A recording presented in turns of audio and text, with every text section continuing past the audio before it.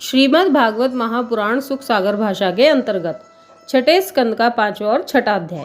बोलिए श्री कृष्णचंद्र भगवान की जय। 5वां अध्याय। दक्ष की उस स्त्री से 10,000 पुत्रों की उत्पत्ति का वर्णन। श्री सुखदेव जी बोले, हे राजा परीक्षित, दक्ष की उस स्त्री से जब 10,000 पुत्र उत्पन्न हुए तब दक्ष ने उन सब का नाम हर्यशव रखकर उनसे कहा कि पहले तुम लोग भगवान की तपस्या करो, उसके पश्चात संतान पैदा करना।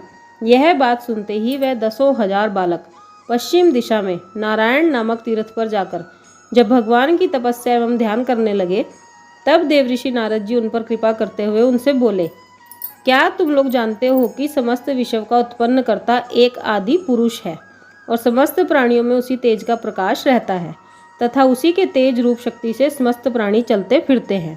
महाप्रलय के पश्चात भी केवल वही अजन्मा आदि पुरुष शेष रह जाता है। अतः तुम लोग किस प्रकार जगत की रचना करोगे, क्योंकि तुम अभी बालक हो।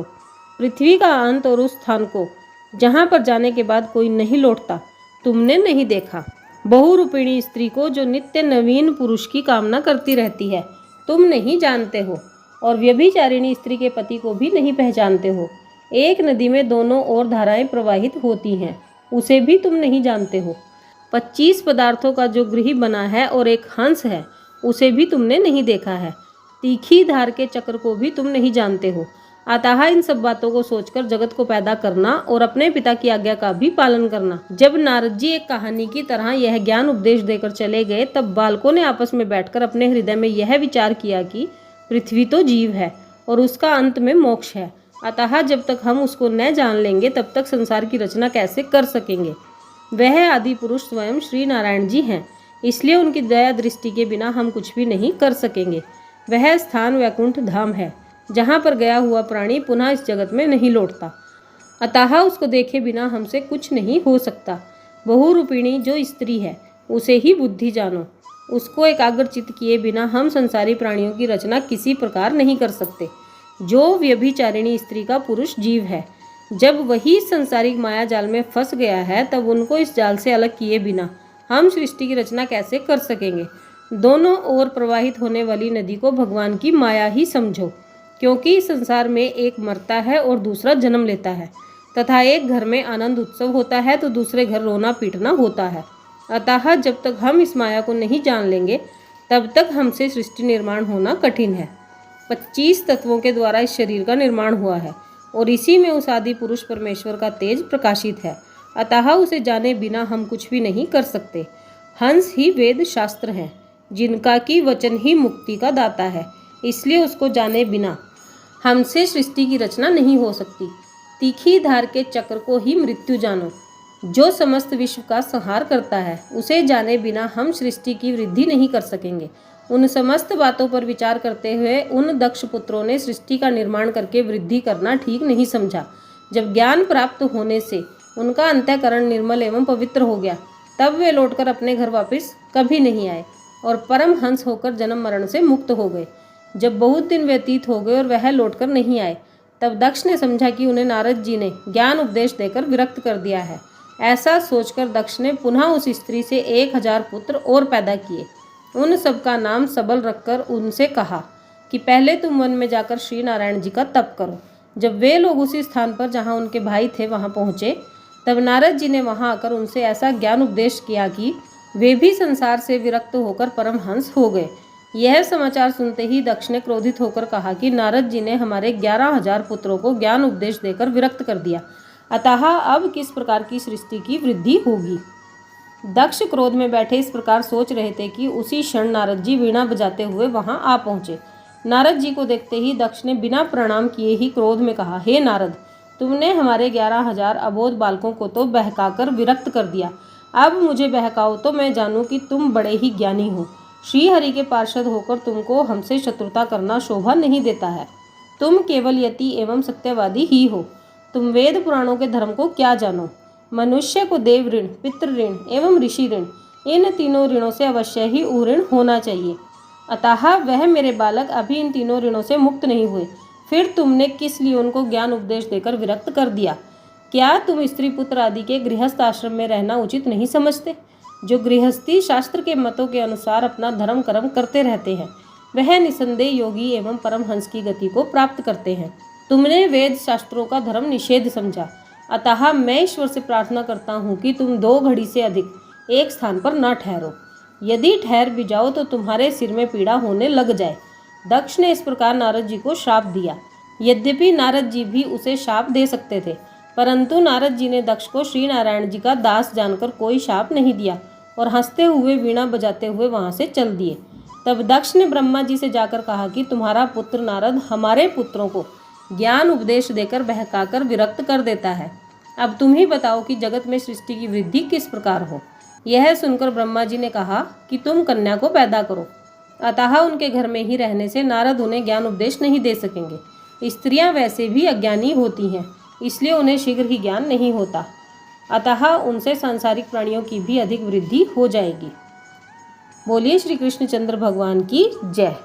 ये था 5वां अध्याय। अब 6वां अध्याय, दक्ष के द्वारा 60 कन्याएं उत्पन्न करना। श्री सुखदेव जी बोले, हे राजन, फिर दक्ष ने ब्रह्मा जी की आज्ञा के अनुसार उसी असीकनी नाम की स्त्री से 60 कन्याएं उत्पन्न की। उनमें से 10 कन्याएं धर्म को, 27 चंद्रमा को, 17 कश्यप को, 2 भूतों को, 2 अंगिरा ऋषि को, 2 कृशाशव प्रजा को ब्याह दी तथा उन्हीं कन्याओं से बहुत से जीव, देवता, मनुष्य, दैत्य, दानव, पशु पक्षी उत्पन्न हो गए। उन सब कन्याओं और उनकी संतानों के नाम संक्षेप में सुनो। धर्म की 10 स्त्रियों के नाम भानु, लंबा, ककुब, जामी, विश्वा, साध्या, मृत्युवती, वसु, मुहूर्ता और संकल्पा थे। भानु का पुत्र ऋभ, उनसे इंद्रसेन। लंबा का पुत्र विधोत, उनके मेघ हुए। ककुब का पुत्र संकट, उनसे कीकट, और कीकट से किले के देवता उत्पन्न हुए। जामी का पुत्र स्वर्ग, उनसे नंदी हुए। शिवा का पुत्र विश्वेदेवा और संध्या के पुत्र साध्यगण, उनसे अर्थ सिद्ध हुआ। मृत्युवती के पुत्र इंद्र और उपेंद्र हुए। वसु के अष्टवसु देवता हुए। मुहूर्ता से मुहूर्तों के देवता एवं संकल्पा का पुत्र संकल्प, उनसे काम नामक पुत्र हुआ। स्वरूपा नामक भूत की एक स्त्री से गरुड़ और रुद्र उत्पन्न हुए। उनमें 11 रुद्र मुख्य हैं। रेवत, अज, भव, भीम, वाम, उग्र, वृषकपि, अजैकपाद, आहिर्बुधन्य, बहुरूप और महान हुए। अंगिरा की सुधा नाम की स्त्री से पितर उत्पन्न हुए। कुशाशव प्रजापति की अरुचि नाम की स्त्री से धूम्रकेश पुत्र हुआ। चंद्रमा की पत्नियों के नाम अश्विनी, भरणी, कृतिका, रोहिणी, मृगशिरा, आद्रा, पुनर्वसु, पुष्य, अश्लेषा, मघा, पूर्वा फाल्गुनी, उत्तरा फाल्गुनी, हस्त, चित्रा, स्वाति, विशाखा, अनुराधा, ज्येष्ठा, मूल, पूर्वाषाढ़ा, उत्तराषाढ़ा, श्रवण, धनिष्ठा, शतभिषा, पूर्वा भाद्रपद, उत्तरा भाद्रपद, रेवती, ये 27 नक्षत्र हैं। दक्ष के शाप से चंद्रमा को क्षय रोग हो गया था, इसलिए उनसे संतान नहीं हुई। इतनी कथा सुनकर परीक्षित ने पूछा, हे महात्मन, दक्ष ने अपने दामाद चंद्रमा को किस कारण शाप देकर अपनी बेटियों के यश की हानि की, सो कहिए। सुखदेव जी बोले, एक समय कृतिका ने अपने पिता से जाकर कहा कि चंद्रमा मुझे नहीं चाहते, मेरी बहन रोहिणी से बहुत प्रीति रखते हैं। यह बात सुनते ही दक्ष ने चंद्रमा को शाप दिया कि तुझे क्षयी रोग हो जावे। उसी कारण चंद्रमा 1000 वर्ष तक समुद्र में पड़े रहे। जब चंद्रमा ने दक्ष की बहुत विनती की, तब दक्ष ने प्रसन्न होकर आशीर्वाद दिया कि तेरा यह रोग छूटकर 15 दिन तेरी कला घटे और 15 दिन बढ़े। इसी कारण चंद्रमा की कला घटती बढ़ती रहती है। कश्यप जी की विनता नामक स्त्री से गरुड़ और अरुण, कद्रु से सर्पादिक, पतंगी से पक्षी आदि, यामिनी से टिड्डी आदि, नेमी से जलचर, शर्मा से कुत्ते आदि, 5 नख के जीव, ताम्रा से गिद्ध व बाज आदि, क्रोध बसा से बिच्छू आदि, मणि से अप्सरा, इला से वृक्षादिक, सुरसा से राक्षस आदि, अरिष्टा से गंधर्व आदि, काष्ठा से घोड़े आदि, सब खुर वाले पशु, धनु से दानव आदि, दिति से हिरण्यकशिपु एवं हिरण्याक्ष दैत्य, अदिति से सूर्य एवं त्वष्टादिक देवता उत्पन्न हुए।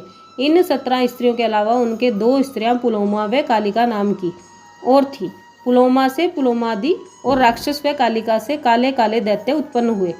विप्रचिति दानव की सिंहिका नामक स्त्री से राहु नामक दैत्य उत्पन्न हुआ, जिस राहु का सिर नारायण जी ने सुदर्शन चक्र से काट डाला था।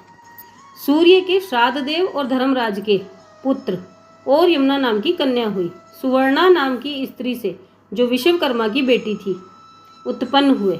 जब वही सुवर्णा माया रूपी अपनी छाया छोड़कर चली गई और उसने जाकर घोड़ी का स्वरूप धारण किया।